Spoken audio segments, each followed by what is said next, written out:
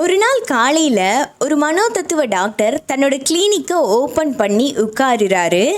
பேஷண்ட்ஸை கவனிக்கலாம் அப்படின்னு சொல்லி ஆரம்பிக்க போகிற நேரத்தில் ஒரு நபர், நம்மள மாதிரி இருக்கக்கூடிய ஒரு நபர் ஓடி போய் டாக்டர் முன்னாடி நிற்கிறாரு. அந்த நபர் பார்த்திங்க அப்படின்னா நம்மள மாதிரி நல்லா நீட்டாக ட்ரெஸ் பண்ணியிருக்காங்க. அவருடைய உடம்புலையோ அல்லது ட்ரெஸ்ஸிங் சென்ஸ்லேயோ எந்த விதமான குறைபாடுகளுமே இல்லை.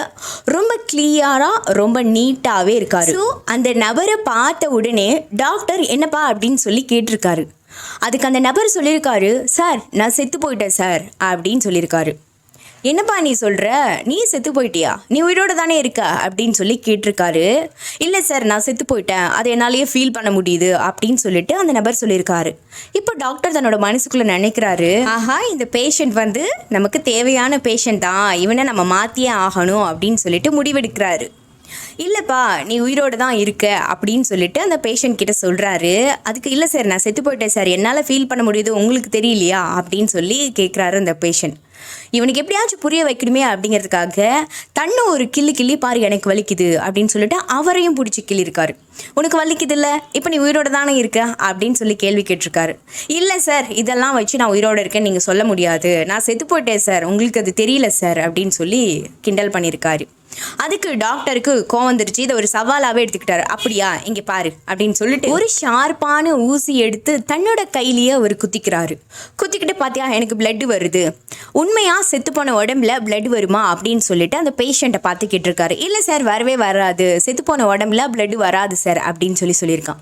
ஓ அப்படியா அப்படின்னு சொல்லிட்டு இப்போ நீ உன் கையை எனக்கு காட்டு அப்படின்னு சொல்லிட்டு அந்த ஊசியால் அவர் கையில் குத்திருக்காங்க. குத்தின உடனே அந்த பிளட்டை பார்த்த உடனே பேஷண்ட் சொல்லியிருக்காரு, சார் உண்மையிலேயே நீங்கள் ரொம்ப கைராசிக்கார ஒரு டாக்டர் தான், நீங்கள் ரொம்ப புத்திசாலி தான், அது மட்டும் இல்லாமல் நீங்கள் ரொம்ப அதிர்ஷ்டசாலியும் கூட அப்படின்னு சொல்லியிருக்காரு. எப்படிப்பா அப்படின்னு சொல்லி கேட்கும்போது, பாருங்கள் சார் செத்துப்போன பாடியில் இருந்தே ரத்தத்தை வர வச்சுட்டிங்களே, அப்போ நீங்கள் எவ்வளோ புத்திசாலியான ஒரு டாக்டராக இருந்திருப்பீங்க அப்படின்னு சொன்னாராம்மா. இந்த கதையின் மூலமாக நான் என்ன சொல்கிறேன் அப்படின்னு சொன்னால், யாராச்சும் உங்களை காதலிக்கிறேன் அப்படின்னு சொன்னாங்க அப்படின்னு சொன்னால் அந்த இடத்த நீங்கள் லேசாக எடுத்துடாதீங்க. அது ரொம்பவுமே வேல்யூபிளான விஷயம்.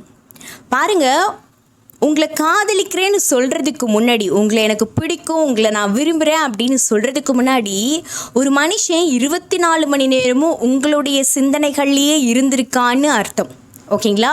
அப்போ 24 மணி நேரமும் உங்களை டீப்பாக யோசிச்சுட்டு அதுக்கப்புறம் யார்கிட்ட எக்ஸ்போஸ் பண்ணுறதுனே தெரியாமல் சம்மந்தப்பட்டவங்கக்கிட்டேயே தெரிவிக்கிறாங்க. புரியுதுங்களா?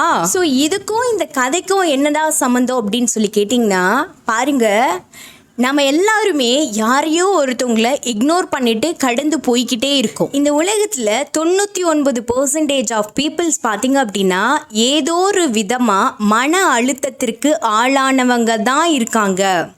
புரியுதுங்களா? உங்களை போல் என்ன போல் அழகாக நீட்டாக ட்ரெஸ் பண்ணி தான் இருப்பாங்க எல்லாருமே. ஆனால் எல்லாருக்குள்ளேயுமே ஒரு மனத்தாக்கம் இருந்துக்கிட்டே தான் இருக்குது. பாருங்க, அதுவும் காதல் அப்படிங்கிற ஒரு விஷயத்தினால மன அழுத்தத்தில் மூழ்கி போனவங்க தான் இந்த உலகத்தில் அதிகம். சரிங்களா? ஸோ இந்த காதலில் மூழ்கி போனவங்களுக்கும் இந்த கதைக்கும் என்னடா சம்மந்தம் அப்படின்னு சொல்லி கேட்டால், பாருங்க, எது முதல்ல அவங்களுக்கு அட்ராக்ட் ஆகுதோ, எது அவங்க முதல்ல ரசிக்கிறாங்களோ அதையே தான் பிடிச்சிப்பாங்க கடைசி வரைக்கும். அதை தான் பிலீவ் பண்ணுவாங்க. நீங்கள் என்ன தான் அவங்கள அவாய்ட் பண்ணிட்டு போனாலும், இல்லை அவங்க நல்லவங்க தான் அப்படின்னு சொல்லிக்கிட்டே இருப்பாங்க. என்ன தான் அவங்க கெட்டவங்க அப்படிங்கிறத நம்ம கண்ணில் காட்டினாலுமே அவங்க அதை எல்லாத்தையும் எடுத்துக்க மாட்டாங்க. நான் திரும்ப திரும்ப அவங்கள தான் காதலிப்பேன் அப்படின்னு சொல்லிட்டு நியாயப்படுத்திக்கிட்டே இருப்பாங்க. தனக்கு தன்னோட மனசுக்கு ஒருத்தவங்களை பிடிச்சிருச்சு அப்படின்னு ஆயிடுச்சுன்னா அதுக்கப்புறமா அந்த பர்சனை பற்றியே தான் 24 மணி நேரமும் யோசிப்பாங்க. அந்த பர்சனை பற்றின திங்கிங்லேயே 24 மணி நேரமும் இருக்கிறதுனால சம்மந்தப்பட்ட பர்சன்கிட்டேயே போயிட்டு ப்ரப்போஸ் பண்ணுவாங்க. நாம் அதை அக்செப்ட் பண்ணிக்கிட்டாலும் பண்ணிக்கல அப்படின்னு சொன்னாலும் அவங்க நம்ம மேலே முழு ஈடுபாடோடையே தான் இருப்பாங்க. நல்லா புரிஞ்சுக்கோங்க. ஓகேங்களா? ஒருவேளை 2 பேரும் பேசி ரிலேஷன்ஷிப்பில் இருந்து அதுக்கப்புறம் பிரேக்கப் பண்ணிங்க அப்படின்னு சொன்னால் இதில் யாரோ ஒருத்தவங்கள நியாயப்படுத்திகிட்டே தான் இருப்பாங்க. அவங்க பின்னாடி சுற்றி வந்துக்கிட்டே தான் இருப்பாங்க. அவங்கள யாராலையுமே வெறுக்க வைக்கவே முடியாது.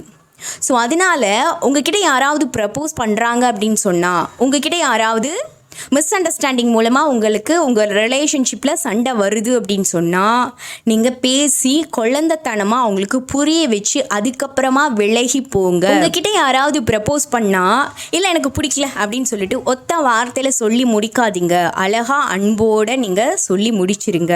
ஓகேங்களா? எந்த மாதிரி சொன்னால் அவங்க புரிஞ்சுப்பாங்க அப்படிங்கிறத நீங்கள் நல்லா டீப்பாக யோசித்து அந்த மாதிரி சொல்லிவிட்டு விலகி போயிடுங்க. இல்லை அப்படின்னு சொன்னால் அவங்க ஏதோ ஒரு ஓகேங்களா, பல அடி ஒரு மனுஷனோட வாழ்க்கையில் விழுந்துக்கிட்டே இருந்ததுன்னா, அதாவது இன்னைக்கு உங்களை லவ் பண்ணுறாங்க, நாளைக்கு இன்னொன்று, நாளான்னைக்கு இன்னொன்று. ஓகேங்களா? ஸோ இப்படி எல்லா காதலுமே ஃபெயிலியராகவே போயிட்டுருக்கு நிறைய மனிதர்களுக்கு. அதனாலேயே தான் ஆசைப்படுற விஷயங்களெல்லாம் கிடைக்க மாட்டேங்குது அப்படிங்கிற ஒரு முடிவுக்கு வந்துடுறாங்க. ஸோ இந்த மாதிரி முடிவுக்கு வந்தவங்க எல்லாருமே தான் நினைக்கிறது தான் ஃபேக்ட் அப்படின்னு நினச்சிட்டு இருப்பாங்க. அதாவது வாழும் போதே செத்துட்டான் அப்படின்னு சொல்லி கேள்விப்பட்டிருப்பீங்க இல்லையா? ஸோ அந்த கான்செப்ட் தான் இந்த கதையில் நடக்குது. இந்த கதையில் நடக்கிறது தான் நம்ம எல்லாருடைய வாழ்க்கையிலையும் நடக்குது. நமக்கு பிடிச்சிருச்சு அப்படிங்கிற ரீசன்னால் நாம் ஒரு விஷயம் தப்பாகவே இருந்தாலும் அதை ஃபில்ட்ரு பண்ணி, இல்லை அது நல்ல விஷயந்தான் அப்படின்னு எடுத்துக்கிறோம். இந்த நல்ல விஷயந்தான் அப்படின்னு எடுத்துக்கிறது வெள்ளந்தியாக வாழ வைக்கும். வெள்ளந்தியாக வாழ வைக்கும் பொழுது மன அழுத்தத்திற்கு அவங்க ஆளாக்கப்படுறாங்க. புரிஞ்சுதுங்களா? ஸோ இந்த அன்பு அப்படிங்கிறது அலசி ஆராய்ஞ்சு இதுதான் வேணும் இதுதான் வேண்டாம் அப்படின்னலாம் எடுத்துக்காது. எல்லார் மேலேயும் கண்மூடித்தனமாக அன்பு செலுத்தும். இந்த அன்பு ஒரு நாள் பைத்தியக்காரனை ஆக்கும். அதனால உங்ககிட்ட யாராவது ப்ரப்போஸ் பண்ணுறாங்கன்னா அவங்க கிட்ட அழகாக பேசி புரிய வைக்க ட்ரை பண்ணுங்க. இது சம்மந்தமாக வேறு ஏதாவது டவுட் இருக்குது அப்படின்னு சொன்னால் கீழே கமெண்ட் பாக்ஸில் எங்கிட்ட கேளுங்க. பர்சனலாக லைஃப் கோச்சிங் எடுத்துக்கணும் அல்லது லா ஆஃப் அட்ராக்ஷன் கோச்சிங் எடுத்துக்கணும் அப்படின்னு நினைக்கிறீங்கன்னா கீழே டிஸ்பிளே ஆகிட்டு இருக்கக்கூடிய நம்மளுடைய வாட்ஸ்அப் கான்டாக்ட் நம்பருக்கு மெசேஜ் பண்ணுங்கள். தேங்க்யூ.